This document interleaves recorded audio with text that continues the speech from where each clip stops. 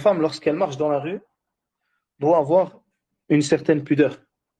Parmi les choses, par exemple, le prophète sallallahu alayhi wa sallam a ordonné aux femmes de ne pas marcher au milieu des routes.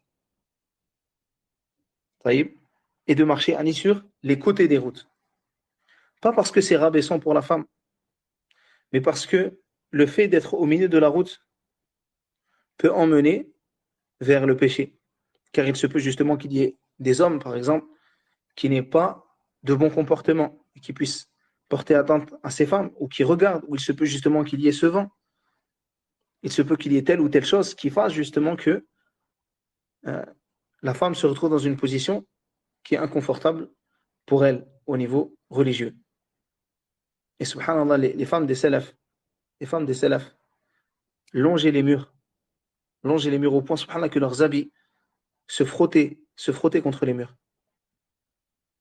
Et ceci, wallahi, ce n'est pas pour rabaisser la femme, mais c'est pour la préserver. Bien sûr, si maintenant, à notre époque, il y a des magasins sur les côtés, tu ne vas pas longer les magasins, ni passer par des endroits qui vont te mettre en danger, dans des ruelles sombres où il peut arriver des choses mauvaises, là. Mais par contre, tu comprends la sagesse qu'il y a dans ces paroles, et tu comprends donc que lorsque tu t'habilles, lorsque tu marches, lorsque tu portes ce vêtement, alors tu as un comportement qui va avec, qui préserve ta pudeur.